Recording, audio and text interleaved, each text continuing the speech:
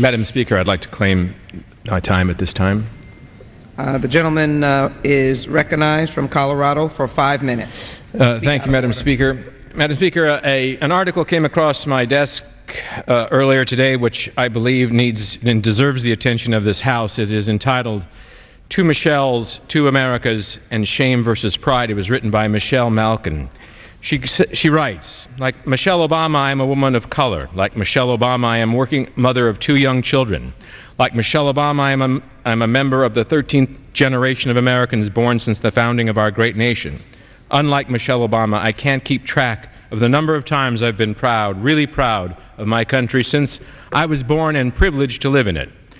At a recent speech in Milwaukee, Mrs. Obama remarked, "For the first time in my adult life, I am really proud of my country, and not just because Barack has done well, but because I think people are hungry for change."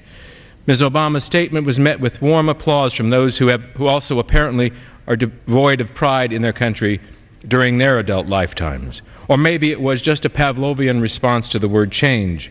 What a sad, empty, narcissistic, ungrateful, unthinking lot.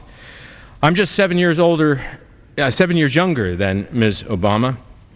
We've grown up and lived in the same era, and yet her self-absorbed attitude is completely foreign to me. What planet is she living on? Since when was now the only time American people have ever been hungry for change? We were both adults when the Berlin Wall fell.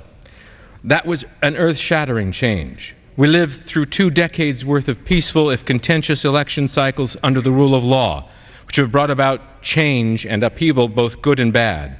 We were adults through several launches of the space shuttle, in case you were snoozing. And as adults, we've witnessed and benefited from dizzyingly rapid advance in technology, communications, science, and medicine pioneered by American entrepreneurs who yearned to change the world and succeeded. You want change?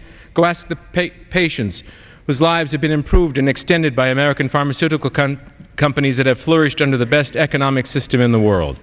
If American ingenuity, a robust constitutional republic, and the fall of communism don't do it for you, then how about American heroism and sacrifice? How about every Memorial Day, every Veterans Day, every Independence Day, every Medal of Honor ceremony?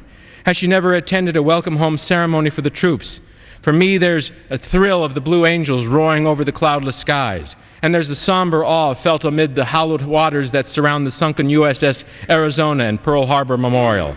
Every naturalization ceremony I've attended where hundreds of new Americans raise their hands to swear an oath of allegiance to this land of liberty has been a moment of pride for me. So have the awesome displays of American compassion at home and around the world, when millions of Americans rallied to help victims of the 2004 tsunami in Southeast Asia, including members of the USS Abraham Lincoln Carrier strike group that sped from Hong Kong to assist the survivors. My heart filled with pride. It did again when the citizens of Houston opened their arms to Hurricane Katrina victims, and folks across the country rushed to their churches and offices of the Salvation Army and Red Cross to volunteer. How about American resilience? Does it not make you proud? Only a heart of stone could be unmoved by the strength, valor, and determination displayed by in New York, Washington, D.C., and Shanksville, Pennsylvania on September 11th, 2001.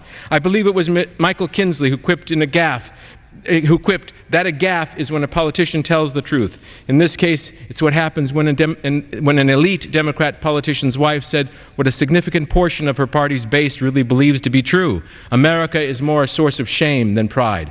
Michelle Obama has achieved enormous professional success, political influence, and personal acclaim in America. Ivy League educated, been lauded by Essence magazine as one of the 25 most inspiring women, by Vanity Fair as one of the 10 most best dressed, and named one of Harvard 100 most influential alumni.